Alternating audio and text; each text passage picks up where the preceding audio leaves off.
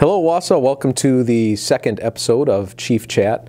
Today we're going to talk about officer wellness. This is a topic that's very important to me personally and to our police department.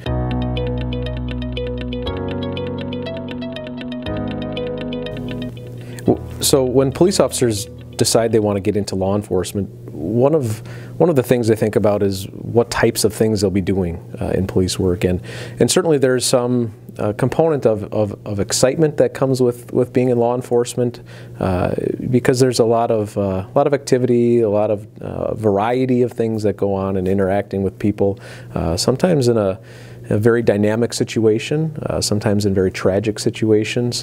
One of the things that you don't really understand or know until you get into the field of law enforcement is kind of how those situations, how those traumas will impact you in a very personal way.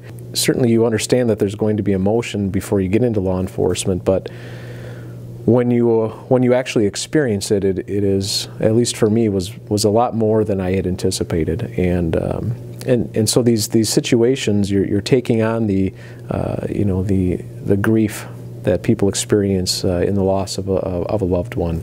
You're taking on the trauma of a victim of a crime, and it's difficult to kind of reconcile that with yourself sometimes.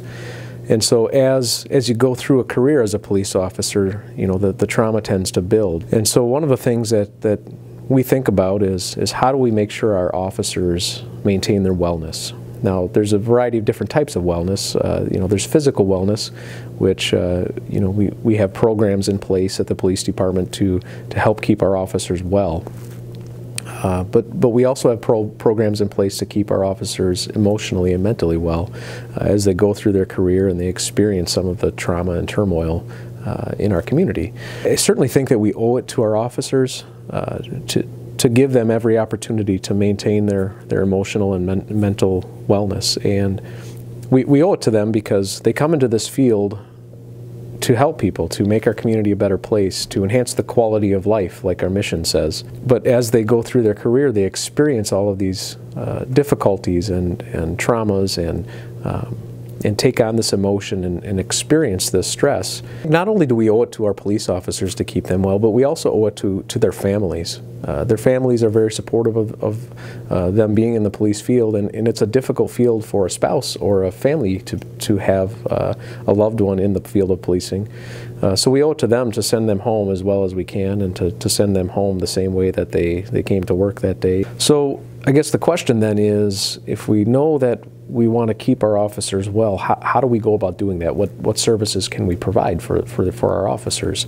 And I think there's a variety of different things we can do to help our officers maintain their wellness. First and foremost, I think, is establishing a culture within our police department that promotes emotional wellness and mental wellness, and just having conversations around incidents. I think our supervisors at the police department have to have a good relationship with each one of the officers and to understand how things are impacting them within their work, because a number of us could respond to an incident and experience largely the same thing and respond in very different ways. And some things might impact us and other things might not impact others at all. So understanding the personalities of each one of our officers and staff to know whether or not they're being impacted by something is a really key component of that. We can set up group debriefing sessions for our staff to sit in with a trained facilitator who can help work through some of these issues as a group as well. We also have a peer support program where officers can talk peer-to-peer with peers that are trained in helping officers through different types of situations and helping guide them to professional resources if that's necessary, or just lending an ear when that's needed. We can set up individual appointments for our staff to go and see a counselor or a therapist so that they can work through some of the issues and the trauma that they have experienced or are experiencing. And certainly our friends and family outside of work are vitally important to our mental and emotional wellness. They're the ones that know us the best for sure. if we're struggling with something, our families will know it, and they'll do their best to support us and offer guidance and help for us. I think for our community to really understand kind of the scope of our work, you almost have to be here and live it. We do have a Citizens Academy where we would certainly encourage anybody that's interested in kind of understanding what officers go through on a regular basis. We would certainly encourage you to attend that. And I would also say that we have a ride-along program that's, we typically don't deny people ride-alongs unless there's a significant criminal history.